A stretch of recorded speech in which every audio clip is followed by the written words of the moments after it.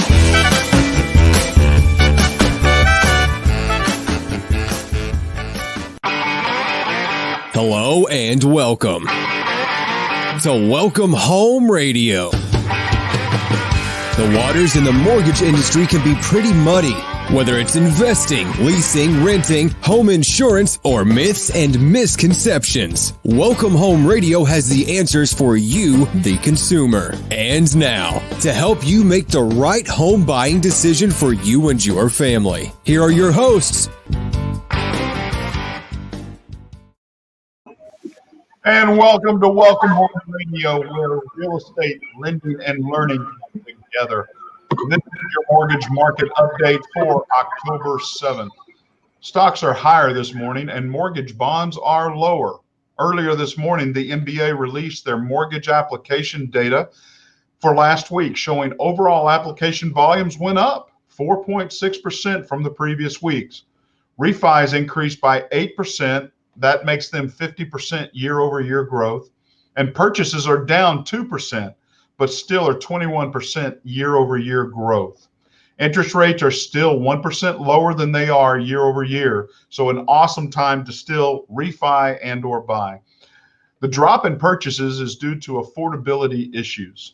Demand is waning at the entry-level portion of the market due to supply and the affordability hurdles that have to be overcome.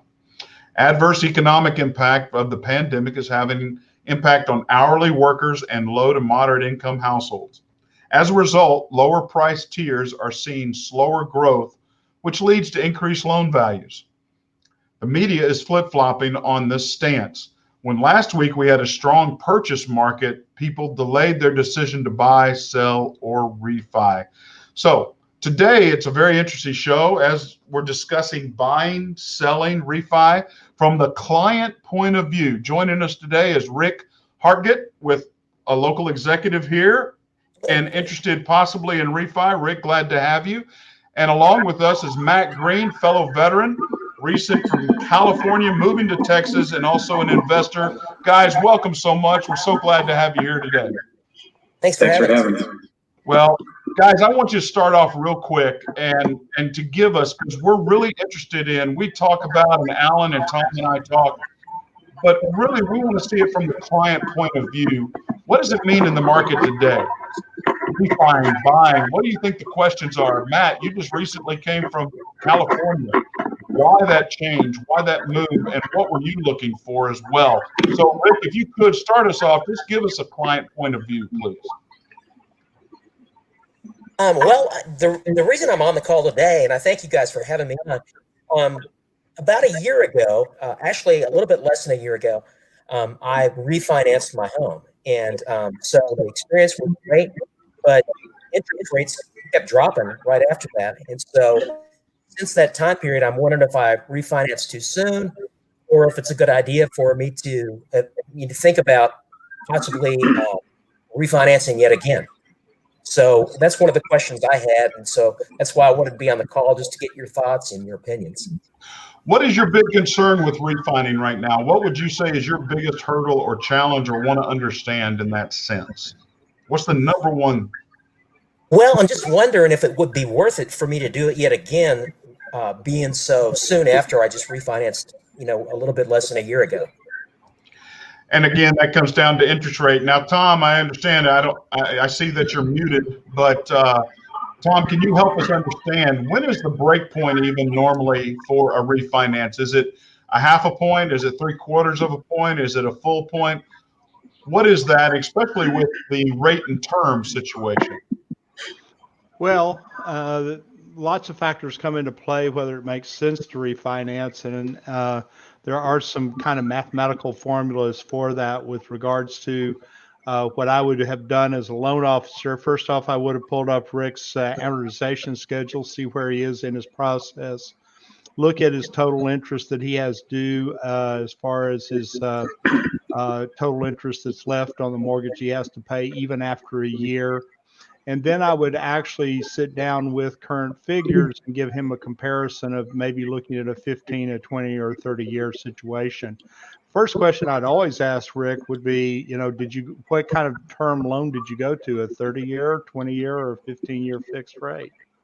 I went with a 30-year fixed rate. Okay, so you were trying to maximize perhaps your monthly savings with regards to that Exactly. versus the overall interest that you would pay in the long haul. Typically, to refinance to a new 30-year mortgage, it takes about 3 to 5 years to recoup the cost of having refinanced. Okay. And so that becomes again, something that would be the core question. Am I dedicated? Am I going to be for sure not messing with this? Am I not going to sell the house? Am I not going to refinance again for more than basically at least 40 years? Then it makes sense to refinance. Okay. But at that juncture, if you were to do that sometime in that period, like I said, of selling the house or doing something along those lines, you would really look at overall the challenge with having spent money that's wasted. And that's something that's always so hard to do. You can cut down anytime you look at refinancing, you can cut down that period by going to shorter term loans. So if you go to a 20 or a 15-year loan, I mean, a friend of mine sent me a quote on their refinance the other day, 2.25 on a 15-year loan. 2.25 on a 15-year loan is basically free money. So although that's going to hurt your payment and not hit a goal of lowering your payment, it's absolutely going to accomplish something on the very far end of the spectrum, which is, saving you literally, depending on the size of the loan, perhaps hundreds of $1,000s in interest that you're going to pay. Okay. So that becomes the other side, is that really, do I want to suck it up, and do I want equity in this house when I sell it? Can I afford that new payment? And yeah, it is a challenge, but by the end of the 5 years, I mean, by the end of 12 months, you've recovered the cost of refinancing. And after 5 years to 10 years, you've not only acquired this huge amount of equity in the house, you've got the position that if you were to sell at that point, or you had to sell because you're moving and you've got a job somewhere else and you're relocating, that's so substantial with regards to the equity that you've actually accumulated in the house at that time. I know when I left, now of course I just teach full time for Champion School of Real Estate, but when I left the industry, I really hated refinancing somebody to a 30-year note. And I would do just about everything I possibly could to say, well, let's look at a 20-year, let's look at a 15-year, just simply because with this lower interest rate, your payments might stay the same. But when you sit down and look at those side-by-side amortization schedules, and I keep that's probably one of the most used links I actually have on my computer. Honestly, when I teach classes, not only do I use it, but when I'm calculating if I want to buy an investment property or I want to look at buying something along the lines, I'm not in the long-term financing of properties as I was when I was in my 30s. That was 10 years ago.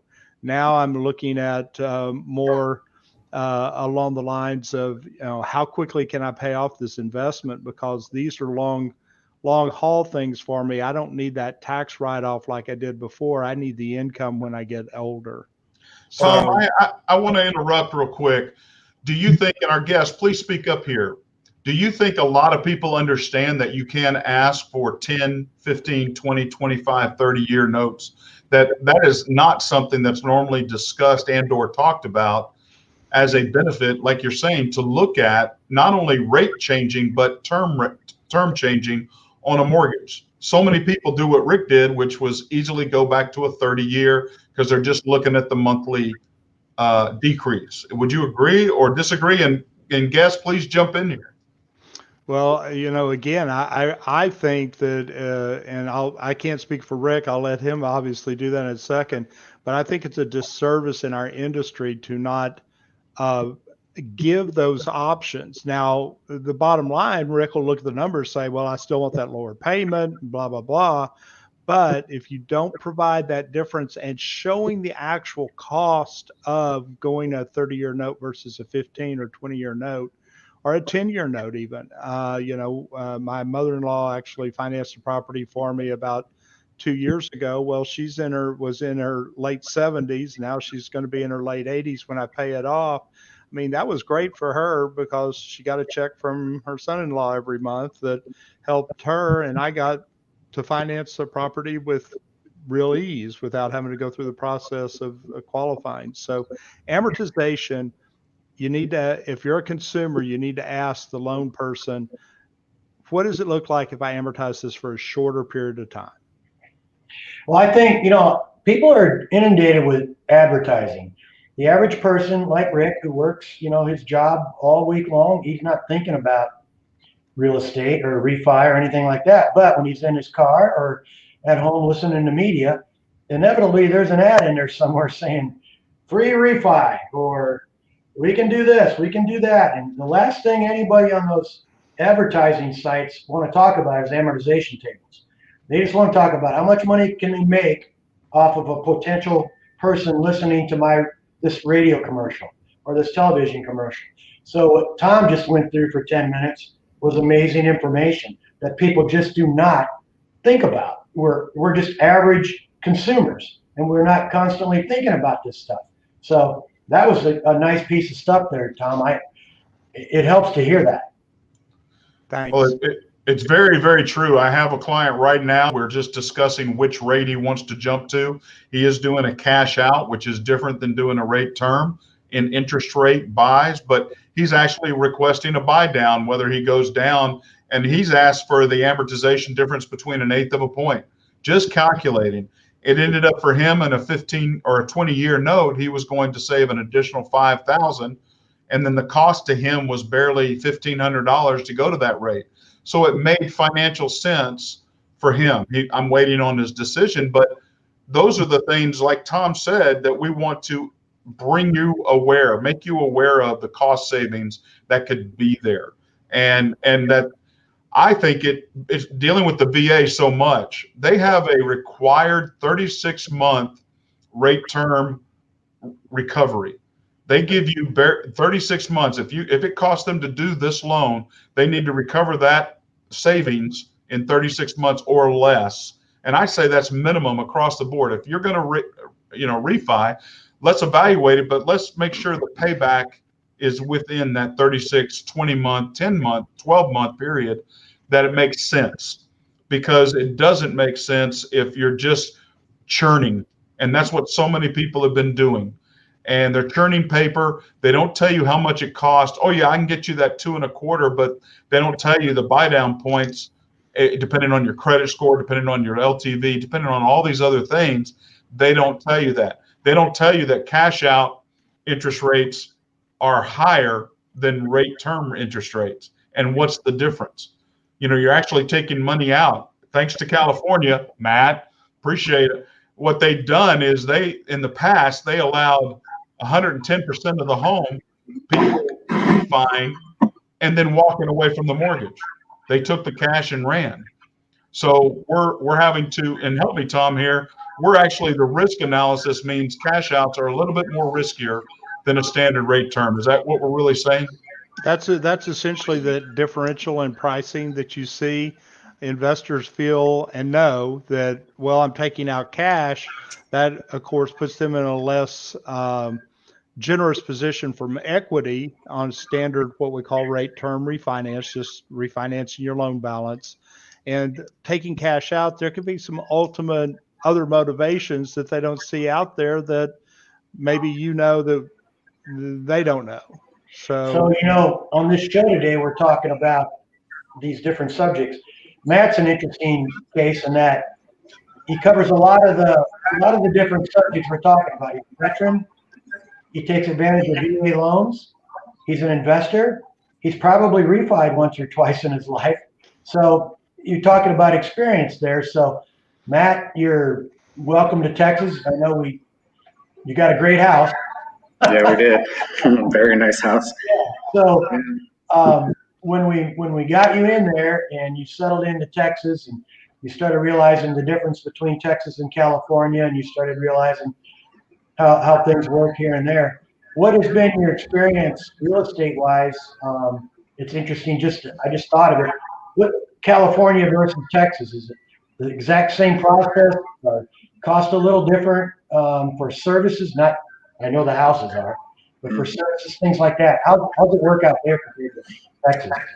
Well, I would say they're a little bit different because they use different terminology with the loans. They might, like when you buy a piece of property in California, you make an offer, they don't call them contracts, so there's, a little bit of difference in their terminology. When you get down to the nuts and bolts, is pretty similar, when you do the loans. And the cost, I think, is just relative to where you are and who's writing the loan and, what they're charging for their services. And when I first got into investing, I think I bought my first property in 1997, and I was just getting into the upswing in the California market and did really well. But I wasn't, I didn't know a lot about lending other than, like Alan had alluded to, everybody pushes the 30-year, fixed rates, or sometimes, they might do a variable rate if you're going to do something short term, but there wasn't a lot of talk about, these are the different options. This is what you can and can't do, which would have been helpful because, it would have been easier to plan out the goals a little better. But for the most part, and it took probably the 10 years before anybody ever actually sat down and said, okay, yeah, if you amortize a little faster, this is what, I can help you with. And some of the breakdown of the actual cost of the loans, that was stuff I had to learn kind of the hard way as I went. Nobody wants to tell you all the details. You kind of have to find it out, and that's part of the mystery and the fun. But most of the folks in this business, obviously, as a realtor, and having helped both of you find a home, it's fun to work with guys like this because the first thing, and we talk about all the time on the show, Blair and Tom, is pre-approval. And that first step in the home purchase process. And both of these guys are awesome when it comes to that. Nothing to the pre-approval. It's always a good green light. And it gives us more options as a team to make a good purchase, a timely purchase. I know Matt has a relocation thing we did. And it's my personal, that's the longest contract I've ever been a part of. 110 pages. But it also played out in our favor because people don't want to deal with the extra work. So right. That's why we got the better price, which is, if you're willing to do a little extra work, you can get a bargain. It's just, who you're working with. And I was very lucky to have Alan and Blair, working with me before I even got started, because you hit the nail on the head. If you're prepared and you go into this, knowing what you've got to work with, it makes it a lot easier. And then, having professionals to take care of this stuff for you, it's very, very, very helpful because I always say on this show, in real estate, you never hurry. If you recognize a deal and you're an investor, you jump on it. That's different. When you're looking about your emotional live-in forever home, you got to do it right. And, Matt and I knew each other probably a year before we, he visited from California. A friend of ours, a mutual friend, introduced us, and we met and we went and looked, and then back to the hotel, back to the airport, and he was back in California. Yeah, I made 3 or 4 trips down there before I found the right place, and it was worth it. Worth taking my time doing it. Yeah, and Rick, I want to interrupt here, Alan, real quick. I apologize because, and thank you, Matt, for your comments. But I think Matt brings to the table one of the things that I think so many people don't know or don't understand. It's after you buy the house. What are the values that you see differently from California to Texas, Matt, for your situation that you saw as a benefit or a pro and con? Give us the pros and the cons moving here and what you took away from that experience, if you could. Sure, Blair. The biggest thing, one of the biggest reasons I left California was because the increasing cost of living. I mean, it just gets more and more expensive every year to live there. It's a beautiful place, a lot of great things about California, but one of the downfalls is unless you want to spend about $1 million to $1.5 million to have a really nice house in a nice neighborhood, that's just not feasible for a lot of people. And I was born and raised there, so I mean, at least I had a foot in the door, and got an early start and was okay. But in the big scheme of things, my wife and I didn't want to be house poor. We didn't want to have this gigantic mortgage or have a house that we eventually paid off, but all our money stuck in the equity in a house, and that was one of the things. And over here, that you can get a lot more house for the money, but you also have to take into consideration the property tax values are a little different between the two different states. So it almost balances out because you can get a nicer house, but when you factor in all the other costs, it might be about the same overall. But here in Texas, I mean, everything else is cheaper. I mean, I have, nothing but good things to say about the cost of living here because you can get almost everything for about half price, it seems like. So I mean, what type of those beautiful mansions can you get out in San Diego for $392,000? Yeah, it's not going to happen. I mean, you can get a 1-bedroom condo in San Diego for about $300,000 these days. Yeah. Wow. Yeah. Well, then, and you also bring into the picture the VA benefits that you don't get there or you do get here. That is a tremendous value to you, whether disability and or anything along that line. I think we support veterans so much. I'm going to say better. Yes, they do. I agree. I mean, California's, they say nice things. They say thank you for your service, and they smile and they, give you a kudo here and there. But if it costs them any money, they generally don't want to do it. Whereas here in Texas, they have, things like, free driver's license fees are waived. You get a free, fishing and hunting license. California, they'll give you a reduced rate, but they generally don't want to give any freebies for being a veteran. Got all the free parking here, right? Yeah, Texas is good to the veterans, so I'm really happy about that. You and me both, brother. You and me both. Well, what would you share with people out there that are listening? And again, our listeners, we encourage questions. We encourage you to state anything, questions, comments. But as you go into this process, how do you know who to ask? How did Rick and Matt decide to ask Alan, or how do you determine that process? Because so many people out there, they don't know. They're going through it the first time. How do they know they're asking the right person? What do you do to preempt that and make sure you're talking to somebody you trust? How do you gain that? Either one, guys. Rick, why don't you go ahead and jump in? I've already talked a little bit. I'll speak a little more later. Well, I rely on experts in the field, and one of the reasons we bought the home that we bought was because of advice and consultation from AP or Alan Pace. And as far as refinancing or the work in the finances initially, I went internally to a credit union that supports my company, and I felt like that was a pretty safe road to hoe. But now that I'm in the dilemma that I'm in, that's my question is, who do I go to now? Should I go back to them, or should I think about going to somebody else to see if they can do a better job? Okay. So I'm open to any feedback that you guys might have. I know AP mentioned something to the effect of taking it slow when you doing anything with a home.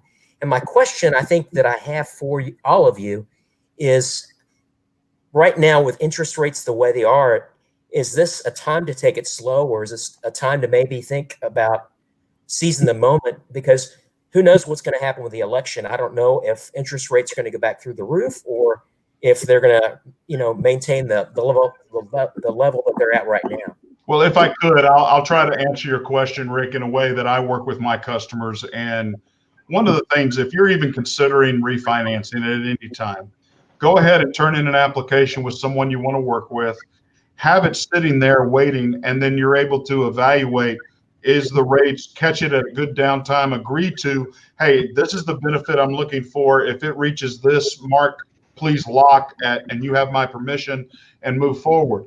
There's certain times it may be, it may never. I have 3 files that I have yet to be able to reach their goal on the market because the market did bounce back up in the mortgage bonds. And so we're sitting and waiting.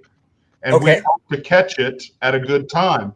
I'm talking with a few people that want to go in and get it done so that we're talking about buy down, or we're talking about it may not be at the rate that he thought he wanted to get. But there's all that communication. But if you don't have the file in and you can't respond like now, go ahead and get it in. Go ahead and work. I can work with files up 90 to 180 days. It's not that hard to keep it going and have it available and say, hey, I call you back up, Rick. Rates are unbelievable right now at 12:30 in the afternoon. I think we ought to go ahead and lock now, and you make a decision. But you have the file in place. You have everything situated. You have documents there waiting to execute. That's one way that you can work it so that you can maximize your opportunity, but minimize any risk that you have. Yeah, when it comes to home purchase, it's a little different thing. Different situations. First-time home buyer, experienced home buyer, upgrading, experienced home buyer, downsizing. And when you think 95% of us, our biggest purchase ever is a home. So that's what I mean by, you don't want to go to the car dealership and buy that first car, right? You want to look at 4 or 5 different cars or whatever. But if you know that's your car and that's the one you got your heart set on and you can afford it, yeah, get it. But when it comes to a house, it's a big deal. You're going to raise a family, or you're going to retire, or you're getting out of an apartment. And most folks, you don't do that twice. You do it once. And what I try to do is give professional advice as to, is this the right home for you? They'll ask, and I'll give them answers. I'll give them the comps, like, well, you've been through it. The comps, we talk about how much houses are worth. We talk about how long they take to sell, or how long they take, to get into it once you want to borrow money. How long does it take you to get your money? All these things have a play in that whole thing. So the refi thing is, in my opinion, like Blair just said, it's more of a rolling thing. That can be in there. He can have your information, and when your goals are met, he can call you, or you can call him and check with him. Boom. Houses is kind of similar, except in this market, it's a seller's market. And if you find something you like, you have to go for it. And you're probably going to go for it with 3 or 4 or 5 other families. It's that way right now. Houses are in demand. Okay, so depending on your timing, when you were, 2017 was a seller market. 2014 was a buyer market. 2013, 12, all the way back into that last money thing we went through back in 8, 9, 10. So it just depends on the market. But yeah, in general, just like we've all been taught, you want to look both ways before you cross the street. That's kind of the point. There was one thing I was just wanted to make a comment on what Alan was talking about. When you're working with somebody and you're looking for a house, Alan's probably one of the very few real estate professionals I've worked with that would say, I don't think that's a good idea. And I've worked with a lot of real estate agents that will make a sale just because they want to make the commission and they want to make a sale. And I didn't experience that with Alan. And there's a couple things where he was like, I don't think that would be the right place for you. And I really appreciated that. So if you're working with somebody that, just wants to make the sale, you may not have, the best outcome, which is important when especially on something this big. If it's going to be the house you're living in, you want to make the right choices. So that was a good. Thank you. It is hard from the customer's vantage point to understand all the dichotomy. One of the things is this, Alan talked about it, downsizing, right sizing, but Is this your forever home? Is this just your first time? Is this an experience? Hey, I tell first-time home buyers all the time, this is not going to be your forever home. This is going to be your experimental. This is what you're going to learn from. So let's go into this as an investment to make sure you can get your money back out of it that you're wanting, so that you can have a better experience, a better opportunity on that next home. Now, I'm not saying, just go and buy anything, but I am saying it's an experiment and an education growth. If you understand that, the critical piece is that you're going to get your money back out. And that's what you want to resell value. And sometimes you pay a little bit more, but that resale value will be there. And equity growth. Tom, what is the equity growth across Texas? Is it like around 4.5 equity growth per year? It's appreciation as far as values of the house. In the last 10 years, they've been closer to 6.5%. So you can't go wrong in Texas year over year. Your investment is going to grow. Well, they dropped 23% from 2007 to 2009. So, and this is a good time to interject. I would never say you can't go wrong. And and Tom's a great example of it. A long-time investor in houses. You can't time the market. Obviously, I do what I do. I'm a realtor. I bought probably a year before the market tumped. So did I overpay for my house? No. When you look back, I've had it 12 years. No, I didn't overpay. My God, no. It's been as long as you made it through those first 2 or 3 years. Right. And that goes back to what, Rick and Matt, we were talking about. Is it your first time? For us, it was our downsize, 2-story to 1-story. That's what it was. And it was a hot. He's trying to save his knees, Tom. Yeah, thank goodness. Yeah, not the nephews, just the knee. Yeah, right. I got you. Yeah. So no, you can't time the market. I don't care how good you are, how amazing you are. I mean, you look for a forever home. If it's the right home, yeah, you buy that thing and you live in it. But like Blair said, I've had first-time home buyers. They come from very poor families. They're the first people in their family to ever buy a home.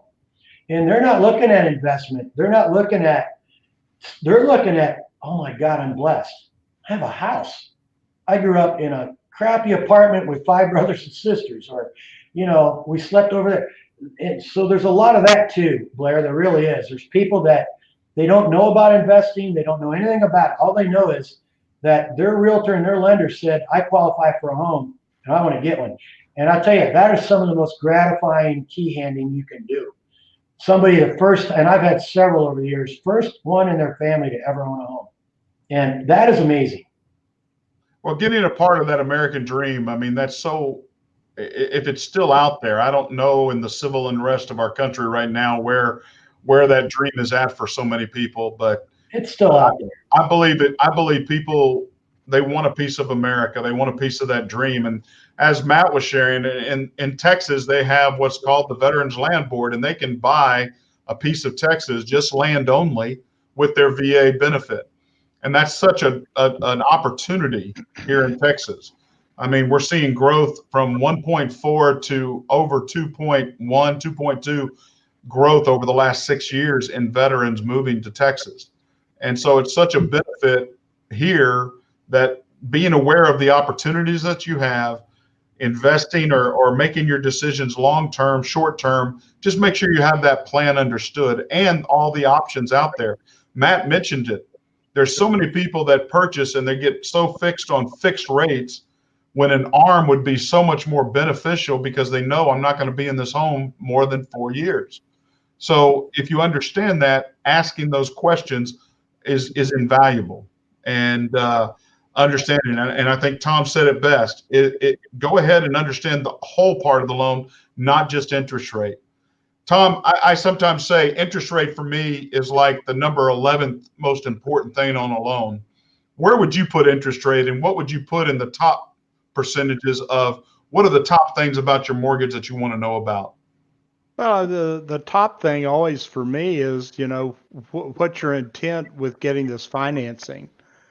I mean, to know whether a person's trying to pay their house off, that they're in that house for a temporary gig, and that they're going to do some work on it and fix it up and then sell it in a couple of years. I mean, once you hold a house 2 years, you live in it 2 out of 5 years. You don't owe any capital gains on that. That's what a gift that is still part of our tax code. Now, Stop, personal. stop, stop, stop. Go back. You just skimmed over a very important piece of information. Let's make sure everybody here listening Sure. knows and understands that, please. Well, and I was going to compare it to when people tell you, when a real estate professional tells you that these are great things to have, they're great tax advantages. That's not true. Realtors should never say that to anybody that's buying a home to personally live in that house. That there is basically, with our new tax law, the way it's structured, there is no advantage to owning a home per se, unless it's a higher end home with a higher interest rate and higher taxes, but you can only take up to $10,000 as far as your taxes off the house. So there's limitations on all that. So the only true tax advantage to owning a home is, and I hope it has become a sacred cow. It's been a sacred cow since 2004. That when we sell our homes, we do not owe taxes on the capital gains. So if I buy a house for 200,000 and I sell it for 400,000 10 years later, I don't owe any money on that $200,000 that I benefited from owning the house. There is a limitation, 250 for a single person, 500,000 for a married couple, but that means you lived in that house an awfully darn long time. So, Well, you ought to at least take us to lunch. yeah, that's right, exactly. But as it works out, that is the one huge tax advantage of owning a home as an owner occupant. Now, as an investor, the owning home's smart. I mean, it's you get appreciation, you get somebody else paying your debt down on the house for you. As long as you take care of the asset, you're going to probably have enhanced quality when you go to resell the property, even with sometimes functional obsolescence and some of the depreciative factors that happen with long-term holds. But I've got a house right now I've held 20, no, 25 years. And of course, that house is paid off and all that. I know if I were to sell it, I'd go in and I'd have to modernize the kitchen and do some things in that house.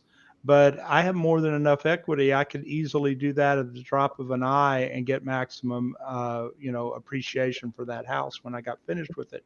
So homes have, and real estate itself has a great investment value if it's treated as investments.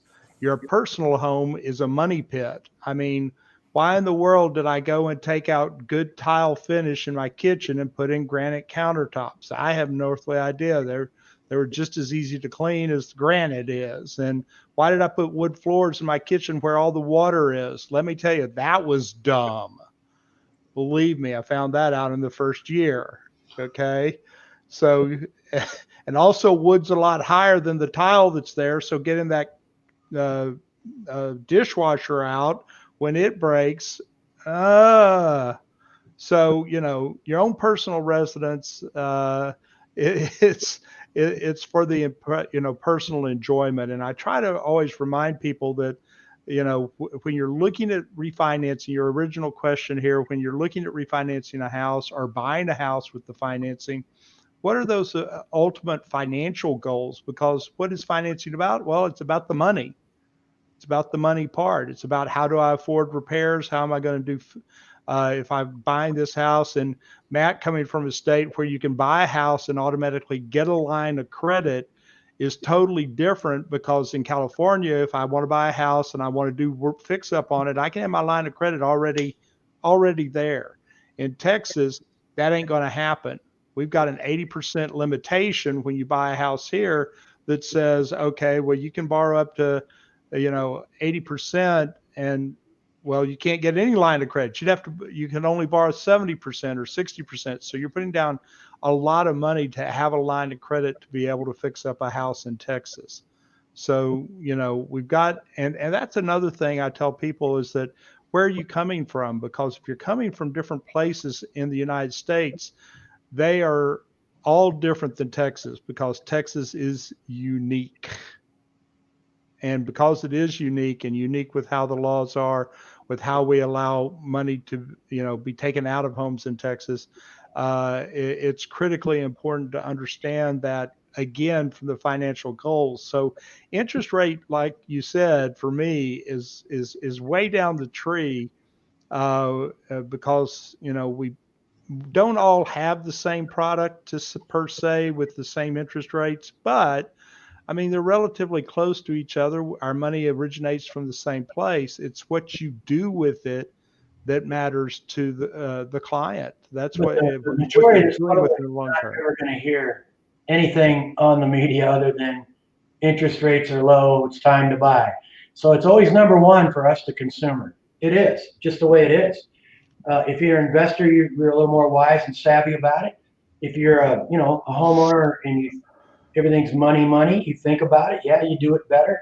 But in general, when you consider 80% of the public doesn't have 20,000 bucks in the bank, they're kind of just flowing with what they hear on the radio and watch on the TV, and it's always interest rate, interest rate, interest rate. It's the best time to buy a house. Get a loan. Come here. You've all heard it. So that's what this show is so good about for the people that are either watching live or they watch it tonight, tomorrow, or a week from now. You can get a little bit more in-depth information, and Tom says it amazingly well because he experienced it for 35 years or 40 years or whatever it is. And, it's just a lot of knowledge. Years, I think. 15 years.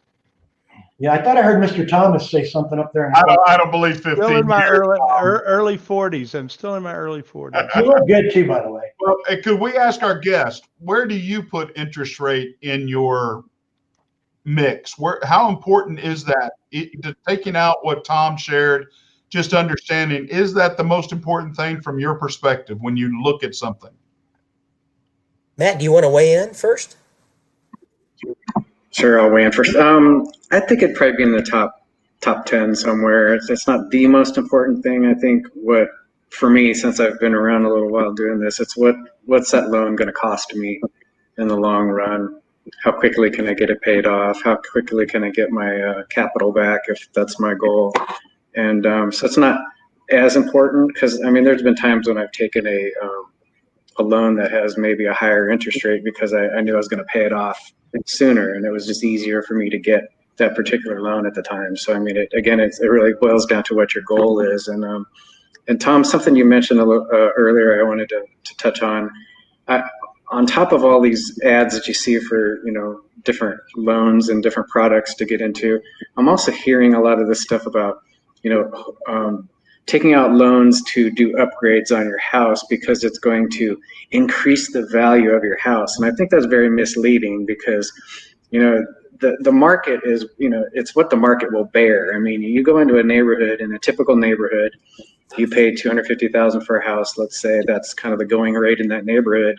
Just because you pour $50,000 into it to put new floors down and upgrade it to make it look like something out of HGTV doesn't necessarily mean that you can turn around and sell it for, the amount of money that's going to recoup all of the costs that you put into it. And I think people need to be aware of that and make better decisions, because I know a lot of people that have tried to sell houses and they're really stuck on, I have to sell it for this price. And it's like, why? And it's like, because I did all these upgrades. And I'm like, well, I'm sorry, but I'm not paying that much for the house. It's nice that you put in all these, fancy countertops and high-end appliances, but that doesn't necessarily mean that just because you do the upgrades, the house is now going to be worth an extra $50,000 in that particular neighborhood. And Especially especially a pool. Yes. Let Blair tell you about that. Talk about a money pit. It's a pool. But Matt brings up a really, really super good point with regards to, there are things that do have higher returns, but now the cost of doing some of these repairs or upgrades, not even repairs. Repairs should always be done. That's general maintenance.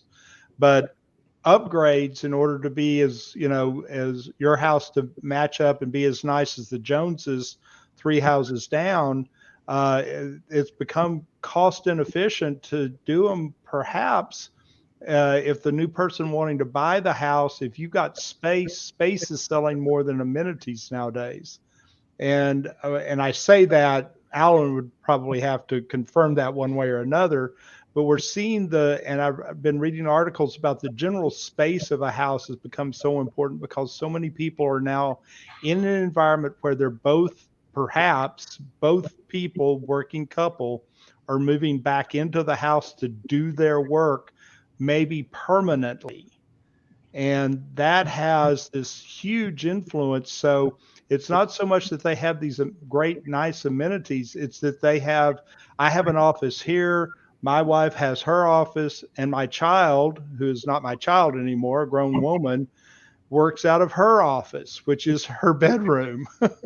And she's done adjustments in there so that she can stand and work and do the work that she wants to do. And I'm like, yikes, I'm happy I actually bought a house big enough to do this many years ago. Who's your internet with? Yeah. Well, it's absolutely true, Tom. They've made changes to their living arrangements based on this whole COVID thing. It's one of the things that spurred this market a lot. People are staying home. They have kids. They need a quiet space. They do.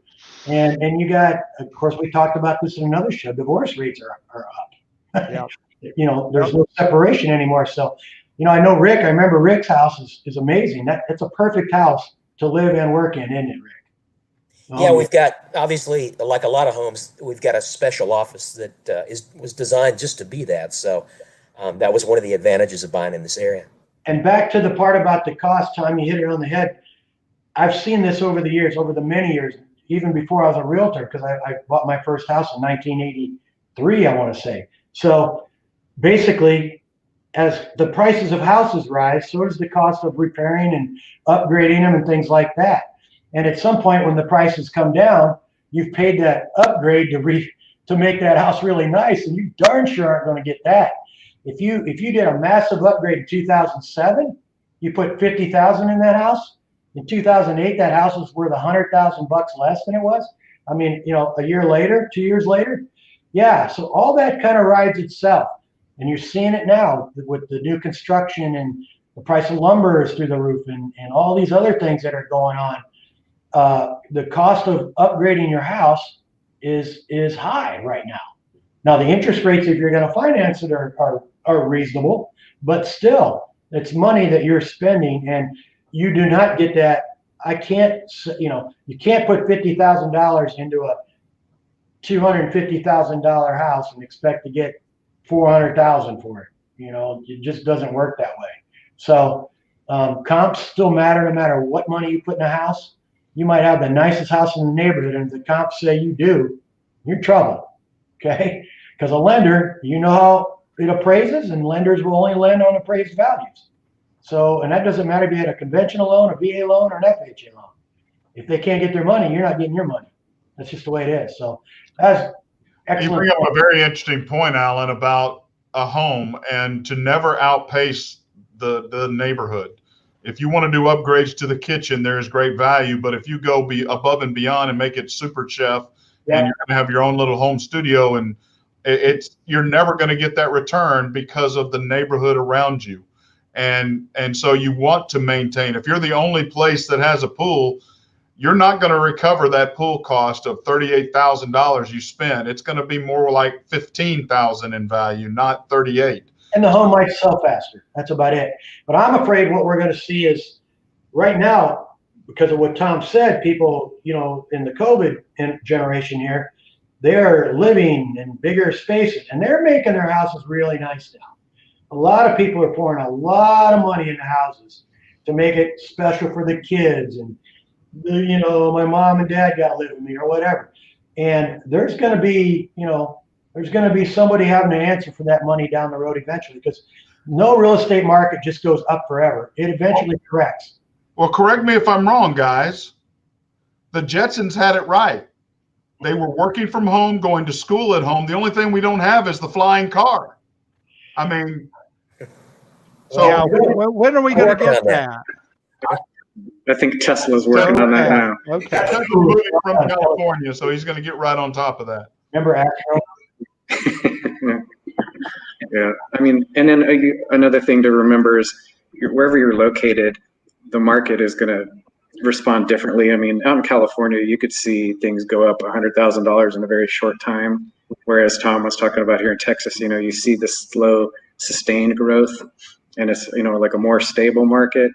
And there's going to be other ones out there where things move really, really fast. And I mean, there was a time in San Diego market where people were buying condominiums and then a week later selling them at a premium, and they were making all these crazy offers and stuff. So I've seen that happen too. But again, nothing goes up forever, like was already said, and you have to be careful when you start financing things and getting into markets, because I personally, when I buy any house, I always ask the first question is, would it be hard for me to resell this house?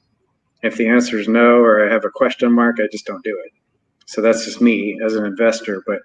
And then if you're going to live in a house for a long period of time, you also have to realize, like we'd already talked about, is don't pour a bunch of money into your house thinking you're going to get it back later, unless you do a lot of research and a lot of homework, because again, you really have to be careful about what neighborhood you're in and what kind of upgrades you do, because I lived in a complex one time where they thought it was a great idea to tear up all the driveways, concrete driveways, and replace it with interlocking pavers because they thought it looked pretty. And this is an HOA, and they wasted the entire reserve, putting in these interlocking paver driveways because they thought they were pretty and they were going to increase the value of the property. And I was like, how can a driveway of interlocking pavers all of a sudden make my house worth $30,000 more? I mean, so again, those kind of things you'll hear people say, and when you do upgrades to your house, you can't write all that stuff off. Like when you hear people say, "Oh, you get a tax advantage to owning a house, you get to write off all this stuff," and like Tom said, no, you don't. Especially if you're living in it. I mean, you have a certain limitation of what you can write off, and if you do have rental houses, you also have to be careful about what kind of capital upgrades you do, and how long it's going to take to recoup that, because there's a math to it, there is a science to it, and you just got to do your homework. And I always say, trust the professionals, get other people to tell you what they know, because they will keep you from falling into the pit. So before we go, just real quick, Blair, do you want to tell Rick, maybe give him a time frame on when he might be looking at the refi again? Just kind of maybe a chart to follow here. You just refied how long ago, Rick? About 11 months ago. Okay. Well, I don't have a chart or a magic thing. Like I said, I would advise, if we could, let's look at if you send me an application with your mortgage statement and your insurance policy, I can tell you what it would be beneficial and different, give the variances of 15, 20, 25 years. How long you been in the house? We've been in this house almost 3 years. 3 years. So the benefit would be going at least to a 25-year mortgage, maybe a 20-year, and we can talk about what those would look like and what the cost would be, as well as the amortization schedules at any time. That 11 months into it, it's not, you're going to recoup in the side of the 12 to 36 month period, just depending on what program is best and how you want to arrange it. But that we can talk about that. Guys, I so much appreciate y'all coming on. I appreciate you sharing your insights. I hope we've answered some questions, but I also hope our listeners gain some introspective from two folks, and we would love to have more comments.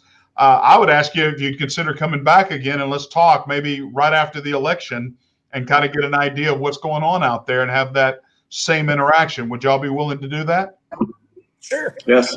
That'd be great. Well, listen, it has been a blessing. I am so grateful. I thank you for KVGI Media and Welcome Home Radio. I'm Blair Thomas. And I'm Tom Holm. I'm Alan Pace. God bless. Have a great rest of your week. Thank you, fellas.